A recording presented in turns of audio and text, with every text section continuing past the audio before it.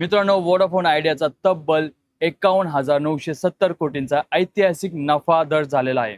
तसेच महाराष्ट्रात उबर, ओला आणि रॅपिडोवर कायदेशीर दणका बसलेला आहे आणि विदेशी गुंतवणूकदारांनी 27,000 कोटीची विक्री केलेली आहे.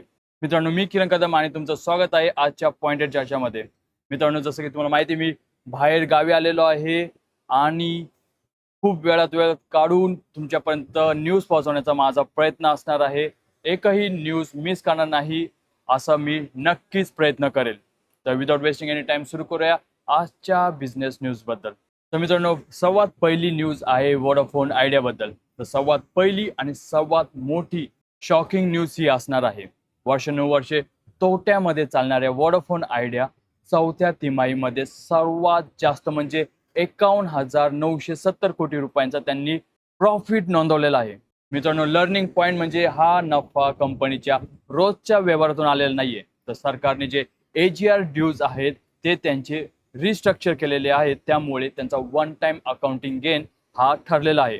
त्यामुळे लगेचच वोडाफोन आयडियाच्या शेअरमध्ये जम्प करायला तुम्ही प्रयत्न करू नका. तसंच मित्रांनो, कंपनीचा ARPU म्हणजे ॲव्हरेज रेव्हेन्यू पर युजर हा वाढून 190 रुपयांपर्यंत पोहोचलेला आहे. 2G ग्राहकांचे 4G आणि 5G मध्ये वेगाने होणारे स्थलांतर हे या मागील मुख्य कारण आहे.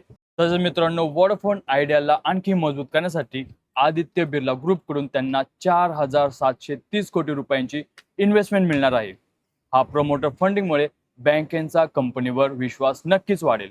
तसंच मित्रांनो, नेक्स्ट न्यूज आहे ओला, उबर आणि रॅपिडो बद्दल.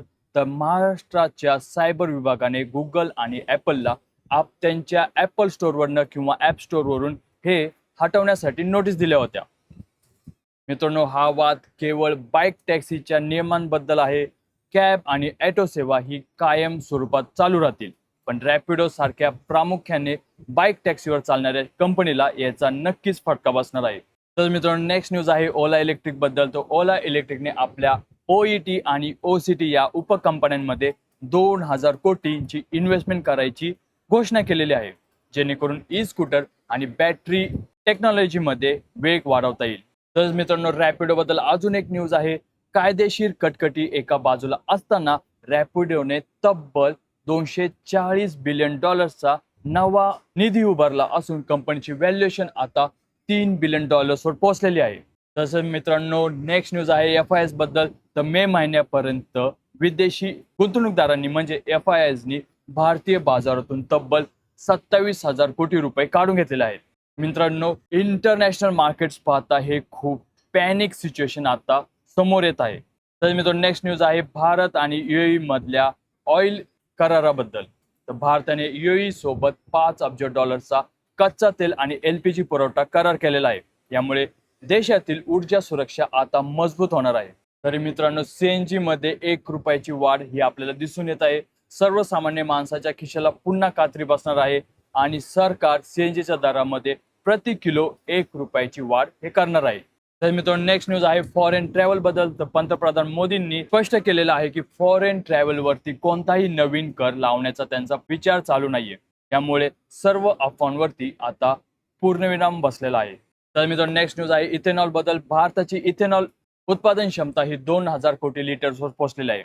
स्मार्ट पॉईंट म्हणजे इंधनात इथेनॉल ब्लेंडिंग वाढल्यामुळे साखर कारखाने आणि इंधनाशी संबंधित शेअर्सना लॉंग टर्म याचा नक्की फायदा होत आहे.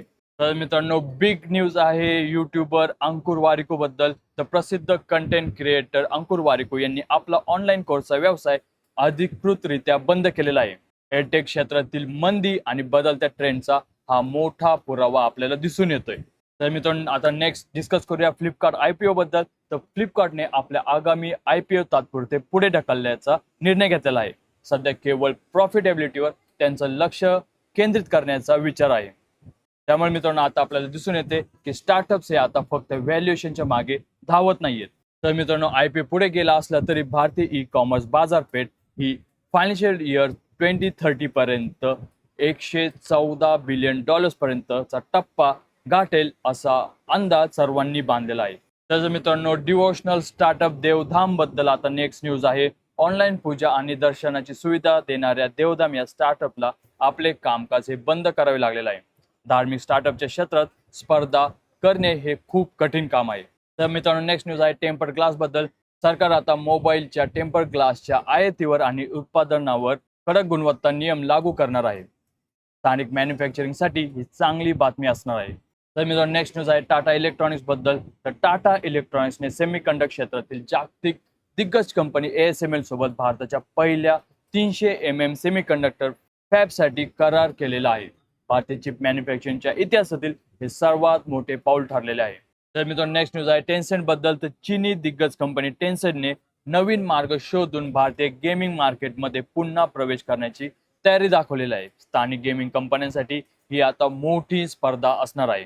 तर मित्रांनो नेक्स्ट न्यूज आहे स्पेसएक्स बद्दल. तर जगातील सर्वात मोठी investment company BlackRock Elon मस्कच्या स्पेसएक्स मध्ये 5 ते 10 बिलियन डॉलर्सची गुंतवणूक करणार आहे. तर मित्रांनो ह्या होत्या आजच्या बिझनेस न्यूज. तुम्हाला न्यूज ह्या इन्फॉर्मेटिव्ह वाटल्या असतील तर व्हिडिओला नक्की लाईक करा आणि अशाच इन्फॉर्मेटिव्ह व्हिडिओसाठी चॅनलला सबस्क्राईब करायला विसरू नका. आम्ही तुम्हाला आजचा व्हिडिओ कसा वाटला हे मला कमेंट सेक्शनमध्ये नक्की सांगा. तर अशाच इन्फॉर्मेटिव्ह न्यूज घेऊन भेटूया पुढच्या व्हिडिओमध्ये. तोपर्यंत जय हिंद, जय महाराष्ट्र.